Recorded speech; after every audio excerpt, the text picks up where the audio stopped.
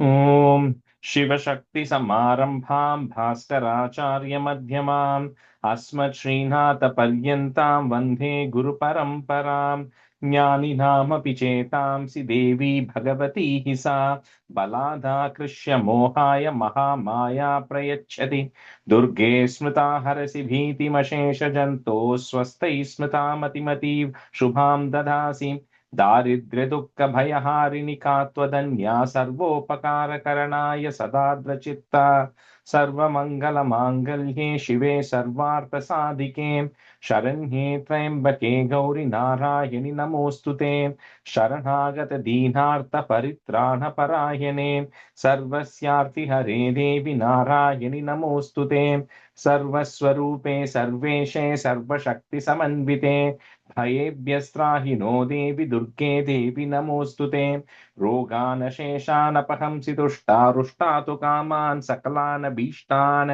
त्वामाश्रितानां न विपन्नराणां त्वामाश्रिताह्याश्रयतां प्रयान्ति सर्वाबाधा प्रशमनं त्रैलोक्यस्याखिलेश्वरि एवमेव त्वया कार्यमस्मद्भैरिविनाशनम् ॐ welcome everyone all right okay, so we'll do a quick review of the entire third because we didn't do it last time. So we'll probably use, I think, 45 stanzas, so we can divide it into three maybe. So maybe Soumya, you can do the first 15, and then Anita, can you do the second 15, and then Madhu, you can do the. Sorry, Anita. Sorry, I didn't prepare well, sir. I studied till only 12. Okay. All right. So Madhu, you do the Is it second, okay? and Next then. week, I'll try to review. Sure, no worries. Thank you, sir. Mrinalini, can you do the last? Okay. All right. Go ahead, Soumya, you can start. तृतीयोऽध्यायः ॐ ऋषिरुवाच निहन्यमानं तत्सैन्यम् अवलोक्य महासुरः सेनानिश्चिक्षुरकोपा ध्यायौ योद्धुमताम्बिकां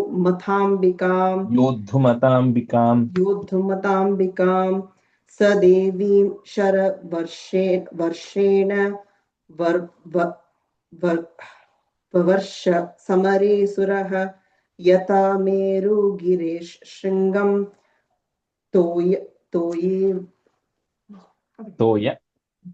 तोयवर्षेण तोयदः तस्य छित्त्वा ततो देवी लीलायैव शरोत्करान् जगान्तुरगान् बाणैर्यन्तारं चैव वाजिनां चिच्छेदच्छदनुः सद्यो ध्वजं चाति समृच्छतं विव्यादच्चैव गात्रेषु छिन्नदन्वानमाशुगैः सच्चिन्नदन्व विरतो हताश्वो हतसारथिः अभ्यधावत्ततां देवीं खड्गचर्मधरोऽसुरः सिंहमाहत्य खड्गेन तीक्ष्णधारेण मूर्धनि आजगान भुजे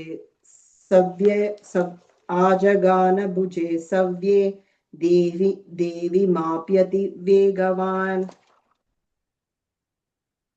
तस्या खड्गो भुजं प्राप्य अफाल नृपनन्दन ततो जग्राह शूलं स कोपा दरुणलोचनः. Then the right way is Kopat Arunalochanaha.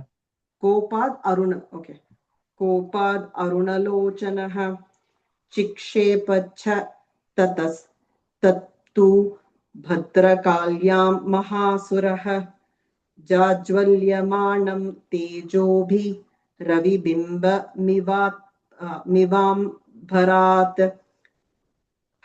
हृष्ट्वा तदा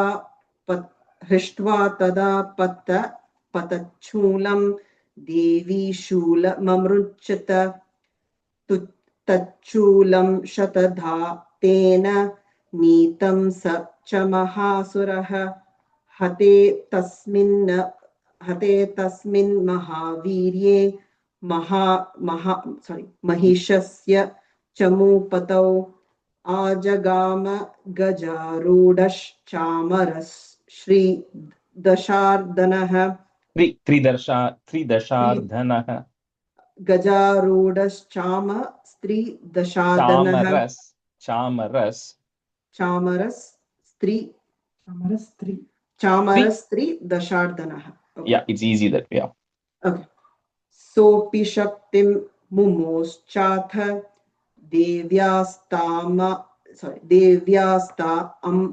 देव्यास्ताम् अम्बिकाधृतम् हुङ्कारभिहतां भूमौ पातयामास निष्प्रभां पातयामास निष्प्रभां भग्नां शक्तिं भग्नां शक्तिं निपतितां हृष्ट्वा क्रोध समान्वितः चिक्षेप चामरशूलं बाणैस्तदपि साञ्चिनत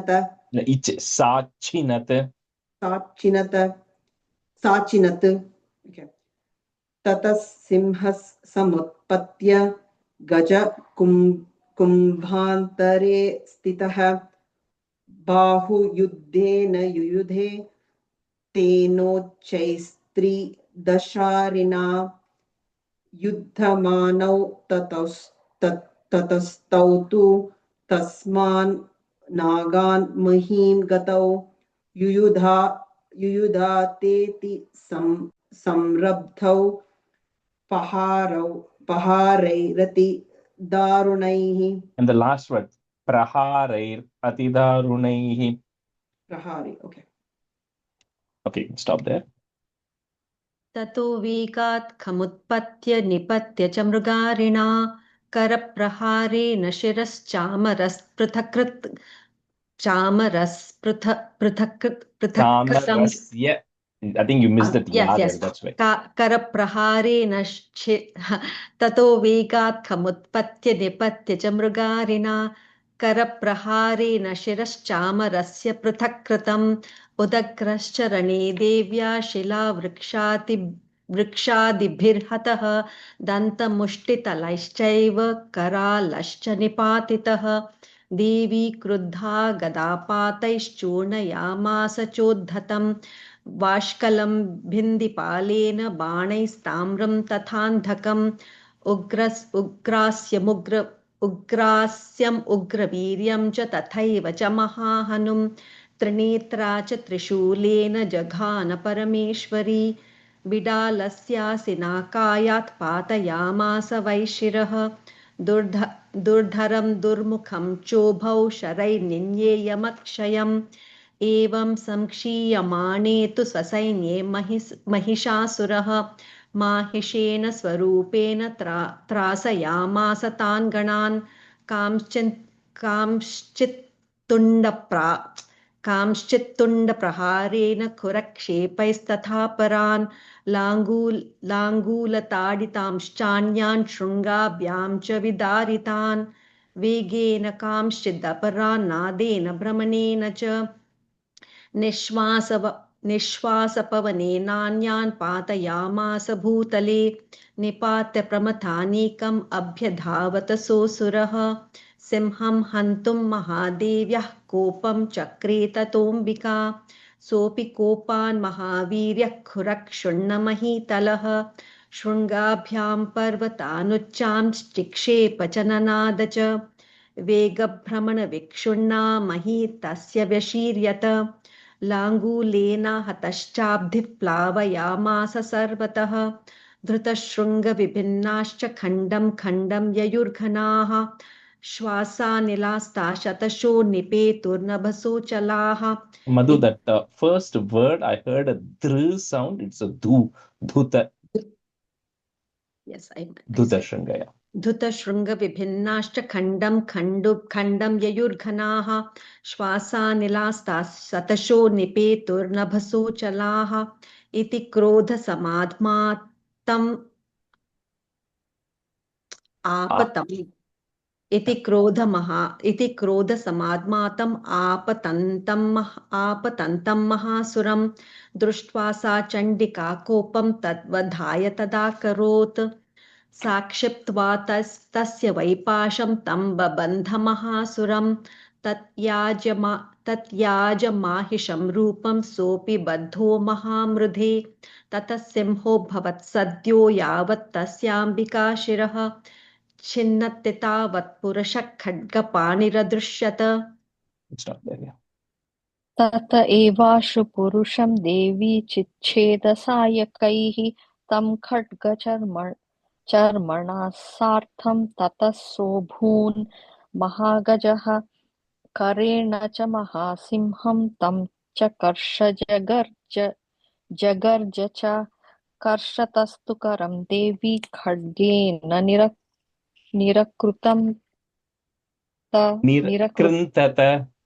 निरकृन्तत ततो महासुरो भूयो महिषं वपुरास्थितः तथैव क्षोभयामास त्रैलोक्यं सचराचरं That second first line, this the second last word is Mahisham. Mahisham Vapurastitah. माहिषम् Yeah.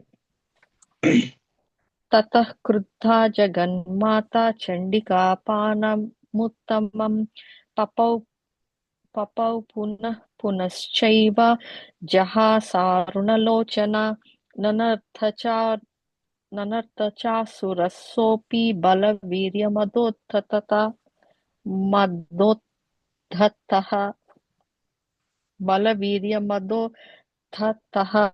विषाणाभ्यां च चिक्षेप चण्डिकां प्रति भूधरान् सा च तान् प्रहितांस्तेन चूर्णयन्ती शरोत्करैः उवाच तं मदोद्धूता मुखरागाकुलाक्षरम् देव्युवाच गर्ज क्षणं मूढा मधु यावत्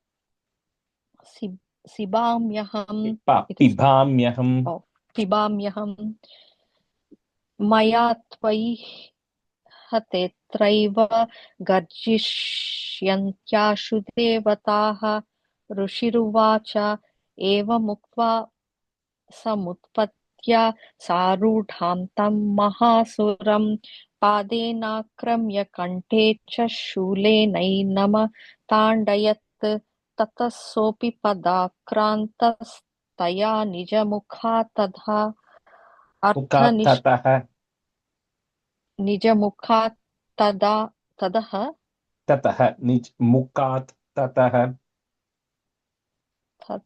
ततः You have something else? Yeah, I have mukhat tada. No, just change it to Mukat Tataha.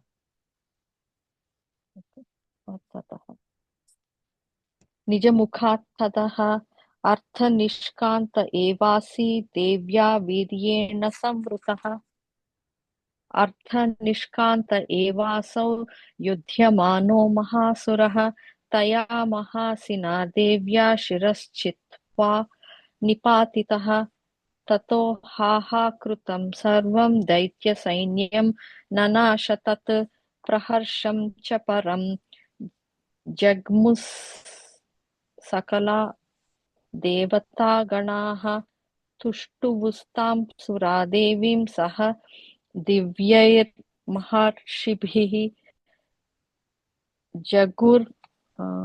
गन्धर्वपतयो ननृतुश्चाप्सुरो गणाः. You have Satya Santu? Yeah. सत्या सन्तु यजमानस्य कामाः ॐ नमो देव्यै महादेव्यै शिवायै सततं नमः नमः प्रकृत्यै भद्रायै नियताः प्रणता स्मृतां प्रणतास्मतां साङ्गायै सायुधायै सपरिवारै सर्वात्मिकायै अष्टाविंशतिवर्णात्मिकायै श्रीमहालक्ष्म्यै नमः. at the previous line, Saparivarayai. That particular line. Saparivārāyai. Yeah. Okay. Very good. All right. We'll continue from chapter 4, from stanza 9. Harish, you can be a student, and Kavita, you can be a student. So we did the first 8, so we'll continue from 9. So this is like just to set the context. So this is where, because Devi came and got rid of Mahishasura, so Indra followed by all the devas are doing a stuti, right? So that's just a prayer to Devi, praising the Devi at every step. So that stuti is going to go for a while. So that I won't be saying the meaning like I said last time, but certain important things I will call out. Okay, so stanza 9.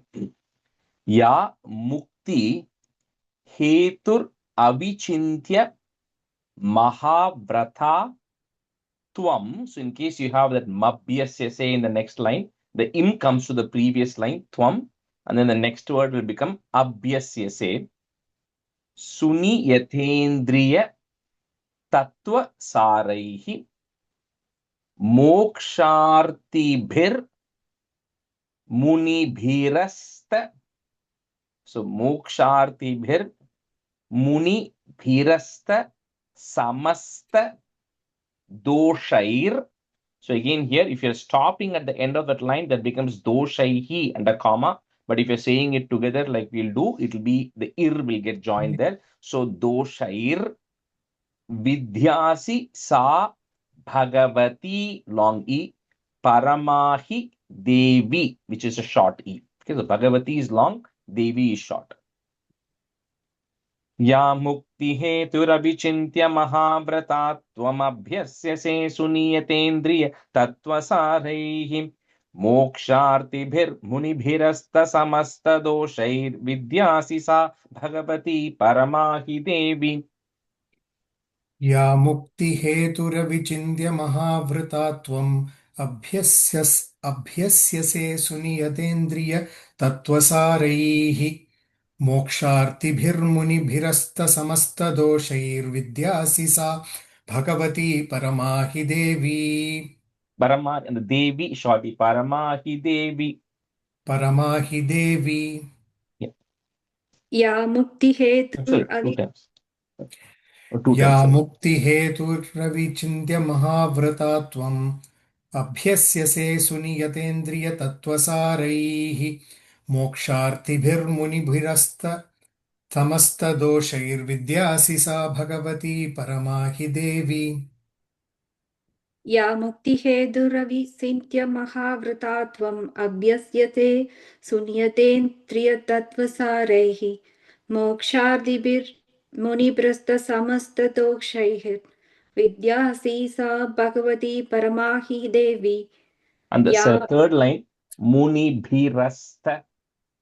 मुनिभिरस्त या मुक्तिहेतुरविचिन्त्य महाव्रता त्वम् अभ्यस्यते शून्यतेन्द्रियतत्त्वसारैः मोक्षादिभिर्मुनिभिरस्तसमस्तदोषैर्विद्यासि सा भगवती परमः हि देवी. Parama hi Devi. परमा हि देवी. Rajesh ji, is it doshair or dokshair?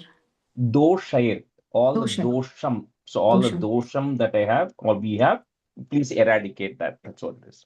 So Thank you. doshair. Doshair. Okay, thank you. Shabdhatmika suvi malargya jusham. So malargya jusham nidhanam. Again, the same logic. The im will come to the end of that line. Nidhanam. Next line, if we have mudgita, that becomes udgita. Udgita ramya pada pathavatam cha samnam devi long e trayi bhagavati long e bhava bhavanaya varta cha sarva jagatam paramarti hantri long e again. So I'm specifically calling out because a lot of places the short e is going to come. Okay, so anytime it is long, you can just leave it. If it is short, just make sure you are calling it, making note.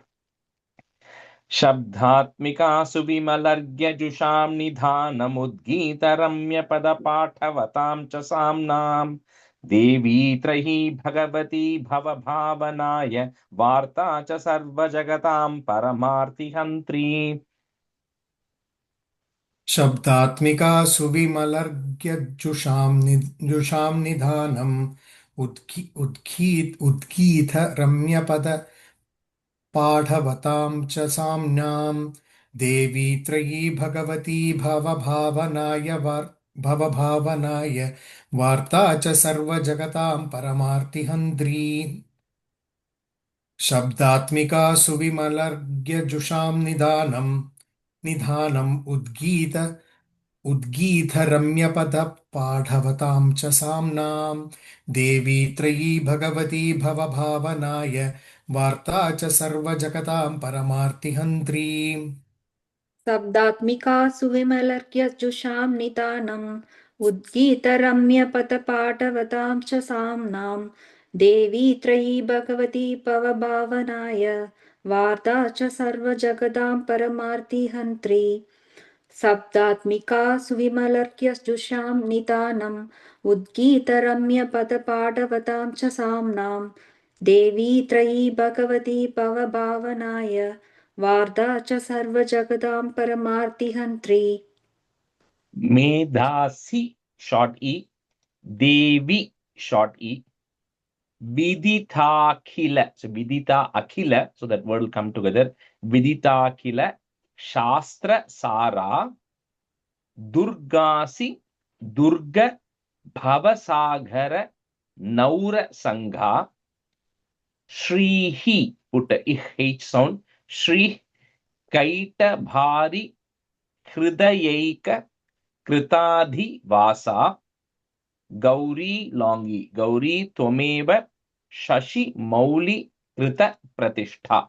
So each of them really, and it's difficult to see each other. It says each one is kind of telling that you are in the form of Durga. When you are in the form of Durga, you are Naura Sangha, saying you are the boat, which is actually taking us across the difficult ocean that we are actually going through. Then you are Shri, who then resides in the heart of Vishnu, who then eradicates all the other problems. You are also the Gauri, right? Who's there, which is who's also helping us out. Just calls out the various forms and praising the Devi for helping her to bless us also.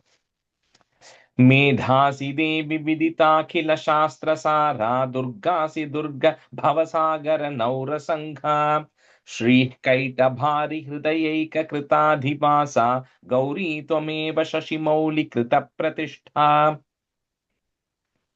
मेधासि देवि विदिता किल शास्त्रसारा दुर्गासि दुर्गभवसागरनौरसङ्घा श्रीकैढभारि कृताधिवासा गौरी त्वमेव शशिमौलिकृतप्रतिष्ठा मेधासि देवि विदिताखिलशास्त्रसारा दुर्गासि दुर्गभवसागरनौरसङ्गा श्रीकैडभारि हृदयैककृताधिवासा गौरी त्वमेव शशिमौलिकृतप्रतिष्ठा मेधासि देवी विदिता किल शास्त्रसारा दुर्गासि दुर्गपवसाकरनौरसङ्गा श्रीखैडबारी कृतादिवासा गौरी त्वमेव शशिमौलिकृतप्रतिष्ठा मेधासि देवी विदिता किल शास्त्र sorry Kavitanga Devi shorty Medhasi Devi Vidita Kila मेधासि देवी विदिता किल शास्त्रसारा दुर्गासि दुर्गपवसाकरनौरसङ्गा श्रीखैडभारी हृदयैककृतातिवासा गौरी त्वमेव शशि मौलिकृतप्रतिष्ठा Ishat Sahasam Amalam Paripurna Chandra Bimbanukari Kanakottama Kanti Kantam Atyadbhutam Prahruta Matharusha Tathapi short e Vaktram Vilokya Sahasa Mahishasurena. Just some words which you can easily understand. So malam means impure, amalam means pure. So your face is very pure, is amalam. It is always smiling. Paripurna Chandra. It is like a full bright moon. Its face is shining and resembling the face of a bright moon. And it is Kanakotama. Kanaka is gold. Uttama means the finest of gold. So it is shining like the finest of gold. So when you have such a pleasant face, which is so smiling all the time, and which is bright like the full moon, and also glowing like the finest of gold, even then, how did Mahishasura felt like striking your face or striking you, right? So that's the kind of the saying that's a stuti to Devi anyway. So that's what they're saying. ईषत्सः सममलं परिपूर्णचन्द्रबिम्बानुकारिकनकोत्तमकान्तिकान्तम् अत्यद्भुतं प्रकृतमातरुषा तथापि वक्त्रं विलोक्य सहसा महिषासुरेण ईषत्सः सममलं परिपूर्णचन्द्रबिम्बानुकारि कनकोत्तमकान्तिकान्तम् अत्यद्भुतं प्रकृतमात्तरुषा तथापि वक्त्रं विलोक्य सहसा महिषासुरेण ईषत्सः सममलं परिपूर्णचन्द्रबिम्बानुकारि कनकोत्तमकान्तिकान्तम् अत्यद्भुतं प्रकृतमात्तरुषा तथापि वक्त्रं विलोक्य सहसा महिषासुरेण ईषत्सखासममलं परिपूर्णचन्द्रबिम्बानुकारि कनकोत्तमकान्तिकान्तम् अद्यद्भुतं मातरुषा तदापि वक्त्रं विलोक्य सहसा महिषासुरेण ईषत्सखासममलं परिपूर्णचन्द्रबिम्बानुकारि कनकोत्तमकान्तिकान्तम् अद्यद्भुतं प्रकृतमातरुषा तदापि वक्त्रं विलोक्य सहसा महिषासुरेण दृष्ट्वा तु देवी short e kupitam bhrukuti karalam. So that again, that im will come to the end of that line. Next line, if we have mudya, that becomes udyach. So the u sound will come there. Udyacha. Okay, so it's ich and a cha. Udyacha shanka sadrishachavi. So again, ich and cha coming together there again. Sadrishachavi yenna sadhyaha. So udyacha shanka sadrishachavi yenna sadhyaha. Pranan mumocha mahishas tadativa chitram kair jivyate hi kupitan taka darshanena. He said that same face of yours, which was pleasant and smiling and bright and all of that stuff, when Mahishasura came to attack you, that same face became much more reddish. Like, sometimes when the sun is setting, the moon is rising, that red color that is there. So it became in that form. And then, you were, of course, what you call was showing the expression of frightfulness. So all of that was there, which is unbearable for anybody to see. He's just talking about the contrast of the previous one being nice and smiling to the one which is very frightful. दृष्ट्वा तु देवि कुपितं भ्रुकुटीकरालमुद्यच्च शाङ्कसदृशच्छवियन्न सद्यः प्राणान् मुमोच महिषस्तदतीव चित्रं कैर्जीव्यते हि कुपितान्तकदर्शनेन दृष्ट्वा तु देवि कुपितं भ्रुकुटीकरालम् उद्यच्छ शाङ्गसदृशच्छविनयेन सद्यः छवियन्न सद्यः सदृशच्छवियन्न सद्यः प्राणान् मुमोच महिषस्तदतीव चित्रं कैर्जीव्यते हि कुपितान्तकदर्शनेन दृष्ट्वा तु देवि कुपितं भ्रुकुटीकरालम् उद्यच्छ शाङ्कसदृशच्छवियन्न सद्यः प्राणान् मुमोच महिषस्तदतीव चित्रं कैर्जीव्यते हि कुपितान्तकदर्शनेन दृष्ट्वा तु देवि कुपितं भ्रुकुटीकरालम् उद्यच्च शाङ्गसदृशच्छवियन्न सद्यः प्राणान् मुमोच महिषस्ततीव चित्रं कैर्जीव्यते हि कुपितान्तः दर्शनेन third line tadativa chitram तदतीव चित्रम् दृष्ट्वा तु देवी कुपितं भृकुटीकरालम् उद्यच्च शाङ्ग शत्रुसच्छवियन्न सद्यः प्राणान् मुमोष महिषस्तदतीव चित्रम् कैजीव्यते हि कुपितान्तः दर्शनेन देवी short e प्रसीद परमा भवती भवाय सद्यो विनाशयसि कोपवती long e कुलानि short e विज्ञातम you can break it that ma if you want विज्ञातम एतदधुनैव yadastametan in. So if you are following at least a Sanskrit version, there's a double na in the next line, so it becomes a in the third line. Yadastametan nitam balam suvipulam mahishasurasya.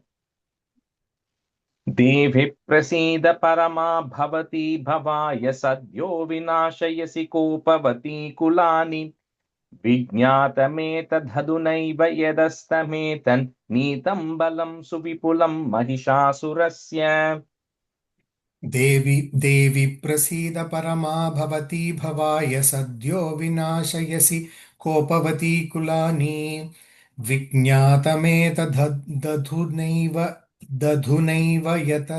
यदस्तमेतन् नीतं बलं सुविपुलं महिषासुरस्य देवी प्रसीद परमा भवती भवाय देवि प्रसीद परमा भवती भवाय सद्यो विनाशयसि कोपवती कुलानि विज्ञातमेत दधुनैव यदस्तमेतन्नीतं बलं सुविपुलं महिषासुरस्य देवि प्रसीद परमापवती भवाय सद्यो विनाशयसि कोपवती कुलानि विज्ञातमेतदतु नैव यतस्तमेतन् नीतं बलं सुविपुलं महिषासुरस्य देवि प्रसीद परमापवती भवाय सद्यो विनाशयसि कोपवती कुलानि विज्ञातमेतदतु नैव यतस्तमेतन् नीतं बलं सुविपुलं महिषासुरस्य.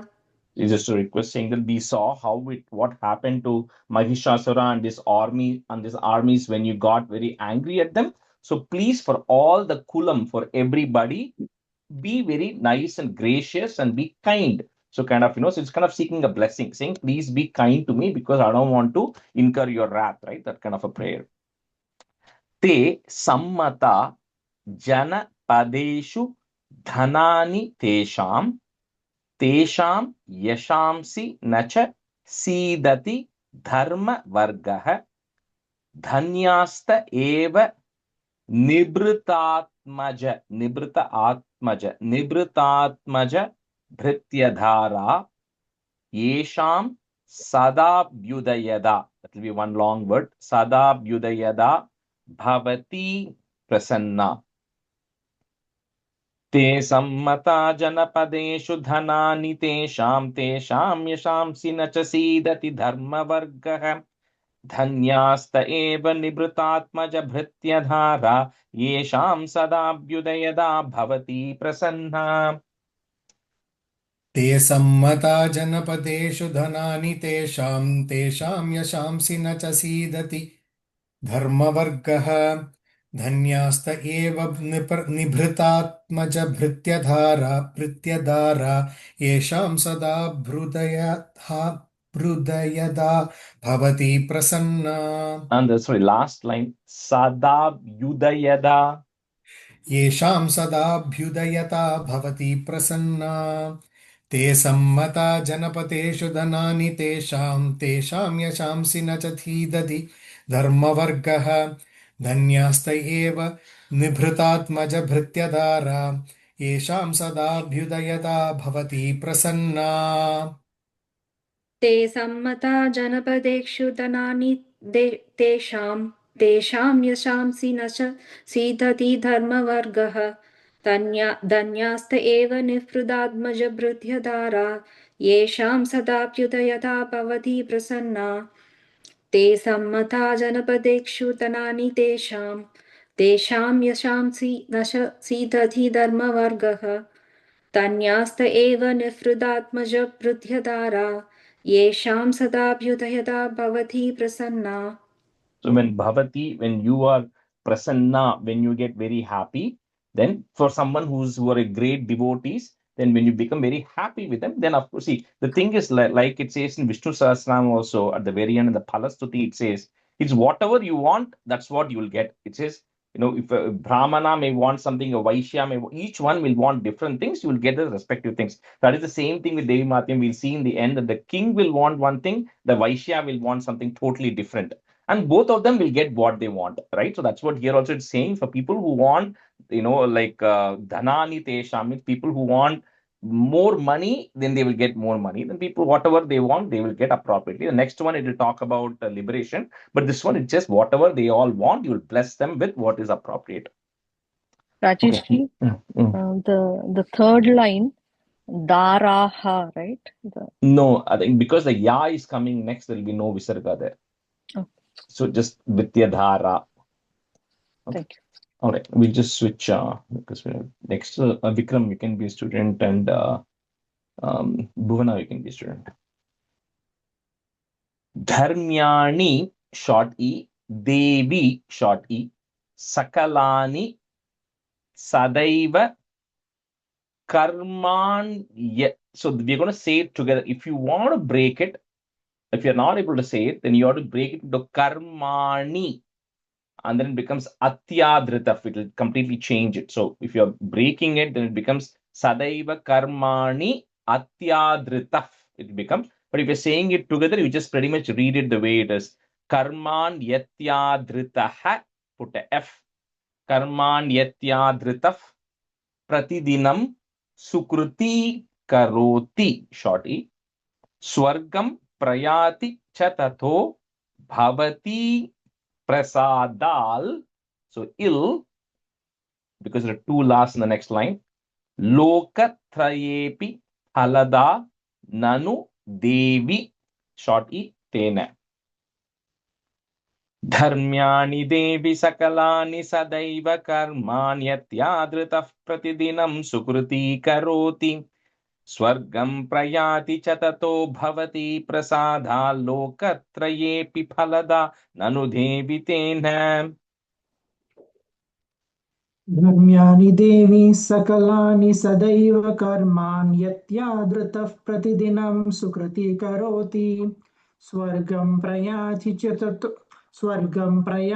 च ततो भवति प्रसादा लोकत्रयेऽपि फलदा ननु देवतेन Devitena, last line. देवितेन धर्म्यानि देवी सकलानि सदैव कर्माण्यत्यादृतः प्रतिदिनं सुकृती करोति स्वर्गं प्रयाति च ततो भवति प्रसादा लोकत्रयेऽपि फलदा ननु देवि तेन धर्म्यानि देवि सकलानि सकलैव कर्मा यत् यादृशः प्रतिदिनं सुकृति करोति स्वर्गं प्रयाति च ततो भवति प्रसादात् लोकात्रयेऽपि फलदा ननु देवि तेन Bhuvana, that the second line Sukriti is a long E. Similarly, third line Bhavati is a long E. सुकृति ओके धर्म्यानि देवि सकलानि सदैव सकलैव कर्म्यात्यहादृतः प्रतिदिनं सुकृती करोति स्वर्गं प्रयाति च ततो भवति प्रसादात् लोकात्रयेऽपि फलदा ननु देवि तेन. And the Bhavati, you're saying just to, so do you get it? Okay. You're saying Prayat Swargam Prayati Chatato Bhavati. You're bringing it down. It's okay. Bhavati Prasadhal. Swargam Prayati Chatato Bhavati Prasadat Bhavati Prasadat Lokatrayopi Palada Nanu Devi Tena. Yeah, Lokatraye. Traye, but yeah, we got it. Yeah. Okay. Yeah. Rajesh? Yeah. Is that Loga Traye or Loga Dwayepi? Trayepi is a three words. So lokatraye api, lokatrayepi. Thank you. Durge smrita harasi bhiti jantoho is there. Put is to join it. Bhiti jantos. Swastaihi. Put another is to join. Swastais. Smrita matimativa shubham dadasi. Short e. Daridrya dukha bhaya harini ka twadanya sarvopakara karanaya sadardra chitta. So some of the words here, saying that, whenever somebody who is in a very distressed state, then when they remember you, you come and then you remove their fear.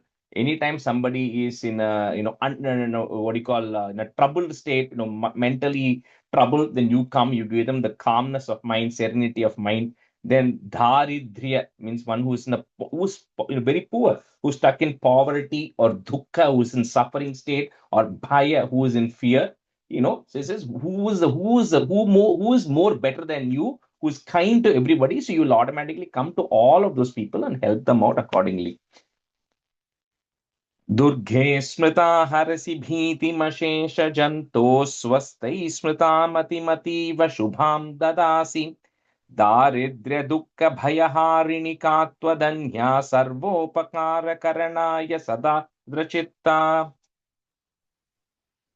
दुर्गे स्मृता हरसि भीतिमशेषजन्तो स्वस्तैः स्मृता मतिमथीव शुभां ददासि दारिद्र्यदुःखभयहारिणि का त्वदन्या सर्वोपकारकरणाय सदार्धचित्ता दुर्गे स्मृता हरसि भीतिमशेषजन्तो स्वस्थैः स्मृता मतिमथीव शुभां ददासि दारिद्र्यदुःखभयहारिणि का त्वदन्या सर्वोपकारकरणाय सदार्द्रचित्ता दुर्गे स्मृता हरसि भीतमशेषजन्तुः स्वस्थैः स्मृता मतिमतीव शुभां ददासि दारिद्र्यदुःखभयहारिणी का त्वदन्या सर्वोपकारकरणाय सदार्धचित्ता First line, bhiti mashesha jantos.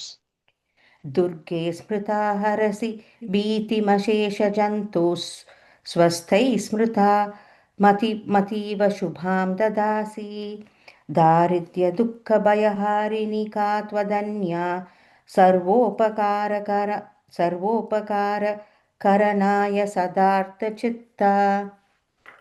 Rajesh, Yeah. I have a question. So this 17th stanza comes in the Dhyana Slokam, right? Yeah.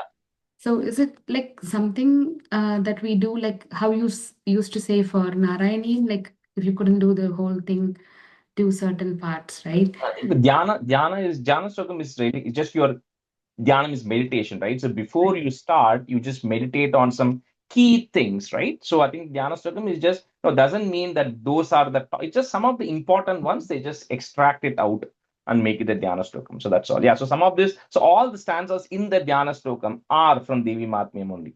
Oh, It okay. comes at different places. Different places. Okay. Thank you. They just picked up some from the 4th chapter, some from the 5th chapter, some from the 11th chapter, and all of that, and just strung together.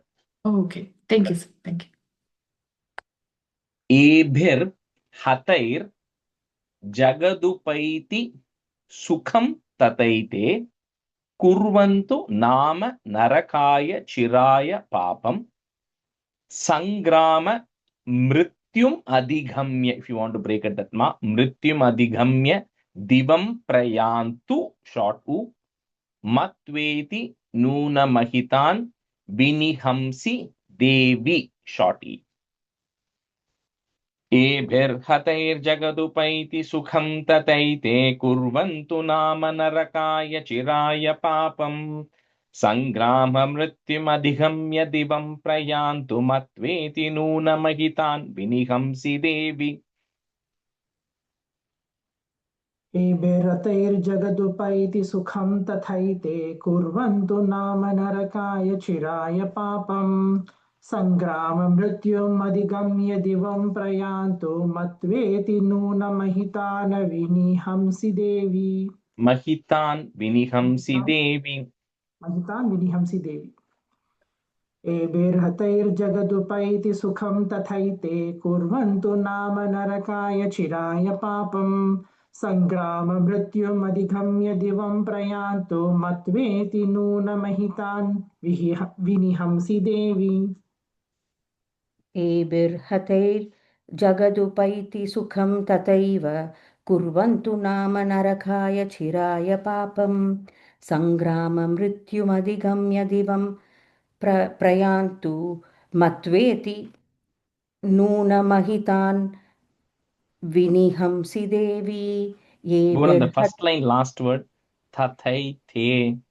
तथैते एभिर्हते जगदुपैति सुखं तथैते कुर्वन्तु नाम नरकाय चिराय पापम् सङ्ग्राममृत्युमधिगम्य दिवं प्रयन्तु मत्वेति नूनमहितान् विनिहंसि देवी Last line, third line, last word. Prayantu.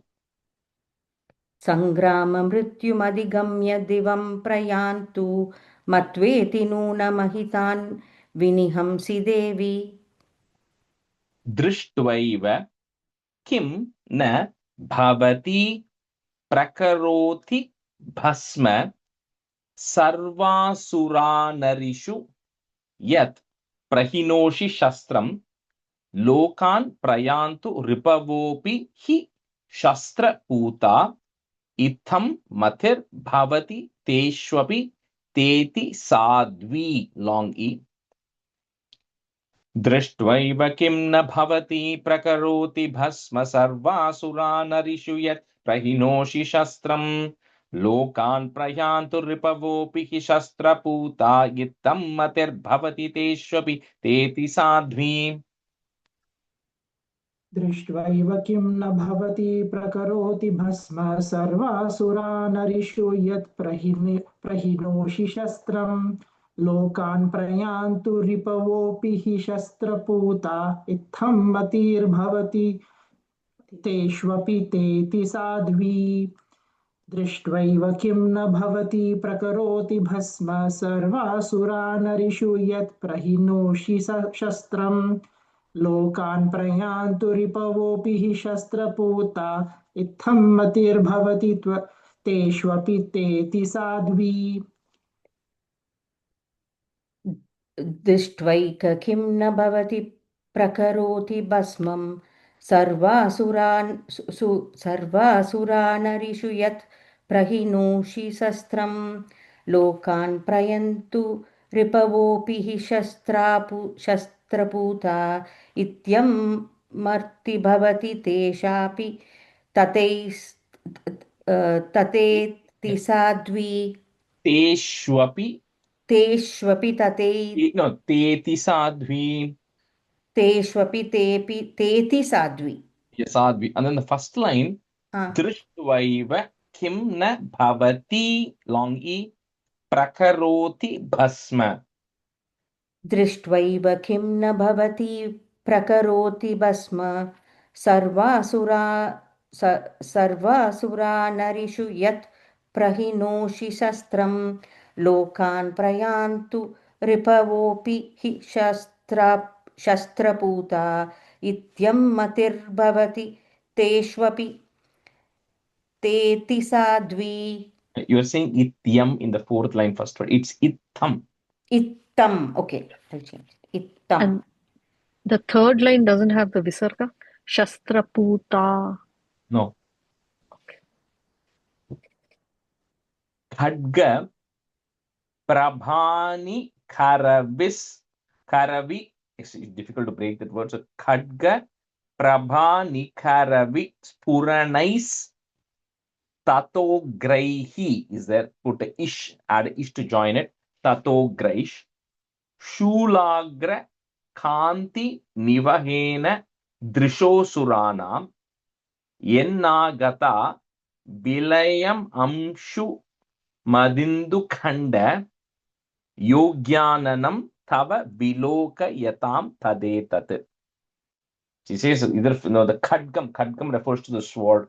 So he says the from the brightness of the light which is coming from the sword, either that or shula agra means the tip of the spear, which is actually radiating all the brightness. See, either one of this should have blinded all the asuras' eyes because they are very powerful, but they didn't, because the asuras were also looking at you, O Devi, who has got a very nice and smiling face. So because of that, the light coming out of that face combated that bad thing coming out of the sword, because of which their eyes did not get blinded. So just praising, at the end of the day, it's just all stuti only. So खड्गप्रभानिकरविस्फुरणैस्ततोग्रैः दृशोऽसुराणाम् यन्नागता विलयमंशुमदिन्दुखण्ड योग्याननं तव विलोकयतां तदेतत् खड्गप्रभानिकरविस्फुरणैस्ततोग्रैः शूलाग्रकान्तिनिवहेन दृशोऽसुराणाम् यन्नागता विलयमंशुमदिन्दुखण्डयोग्याननं तव विलोक्य यतां तदेतत्. Second line, last word, drishosuranam. दृशोऽसुराणाम् खड्गप्रभानिकरविस्फुरणैस्ततोग्रैः शूलग्रकान्तिनिवहेन दृशोऽसुराणाम् यन्नागता विलयमंशुमदिन्दुखण्डयोग्याननं तव विलोक्यतां तदेतत्.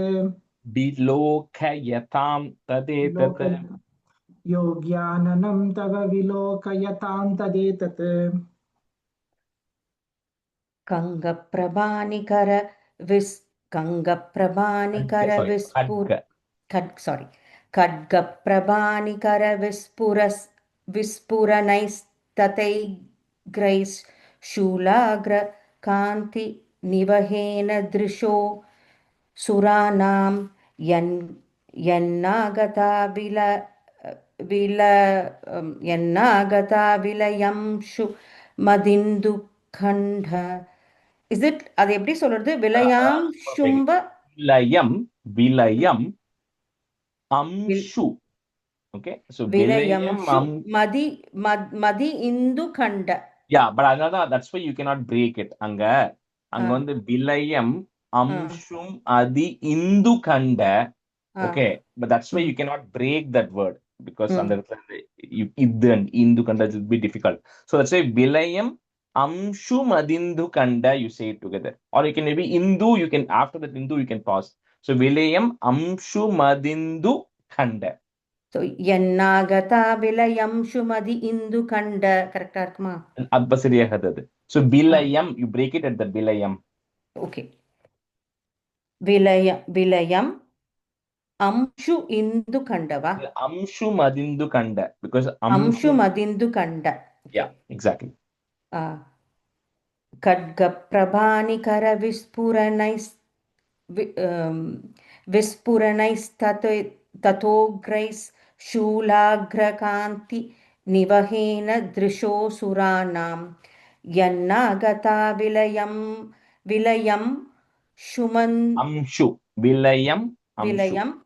अंशुमिन्दु खण्ड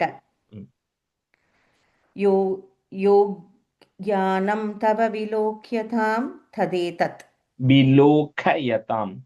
विलोकयतां तदेतत्. This chapter, in general you have to practice because the 4 lines we are saying it together. If you say it too slow, you're going to run out of breath. So when you're saying it, you got to be able to say it fast, so that you don't run out of breath saying the first 2 lines and the second 2 lines, right? Yes. So another, you have to just keep practicing to get to that state, because it'll, in general, all the parayanams, it'll go very fast, because it's nice when you say it at a certain speed, right? If you go too slow, you can't raise your pitch then. So anyway, we'll do one more. Vritta shamanam tava devi, short e, devi sheelam rupam tathai tadavichintyam. Okay, tathai tadavichintyam, if you want to break it. Then atulyamanyehi, that is only if you want to break it, or you can say the whole word together.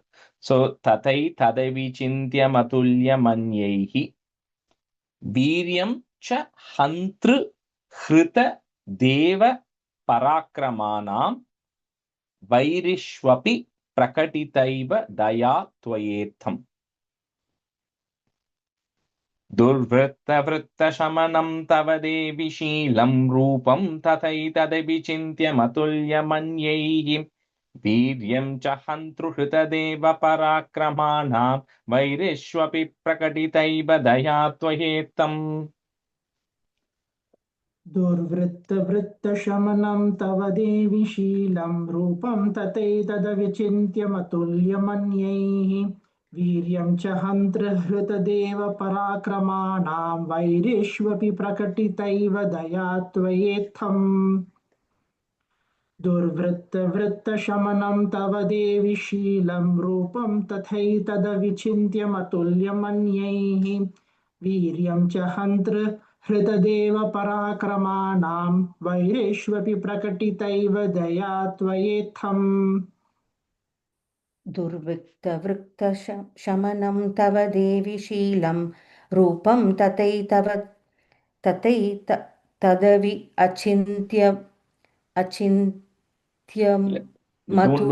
that way. अचिन्त्यमतुल्यमन्ये Just say that together only. Tathai tadavichinthyam.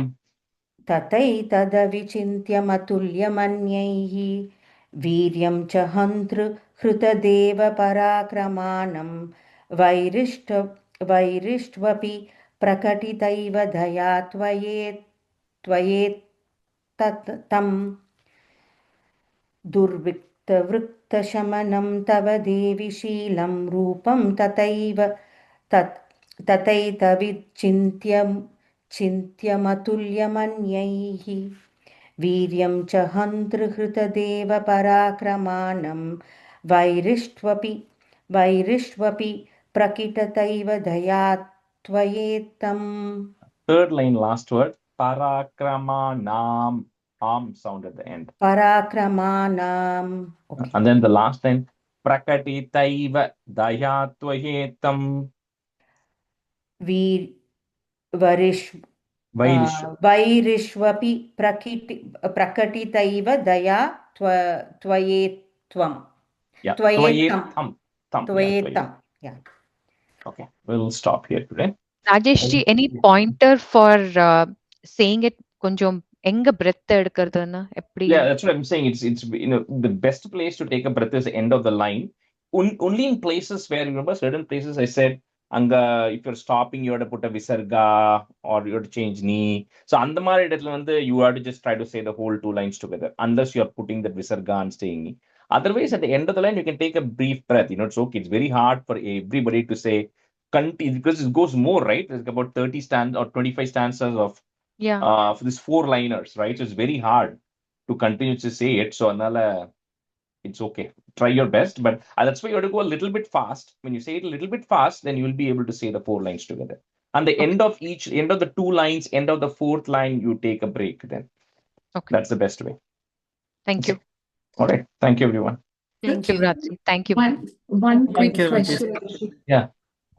For the non-musical learners, it's going to be the same tune that the Dhyana Slokam had, right? Like all the stanzas is the same tune. Same tune. Okay. Yeah. Initially, it was difficult, but now it's either two liners or the four liners. The four liners are only going to come in the 4th chapter and the 11th chapter. That's it. Everything else is the same tool and the same tune only. So same thing. Thank you. Thanks. Good night. Thank you, everyone. Thank Bye. you. Thank Hari Om. you. Hari Om.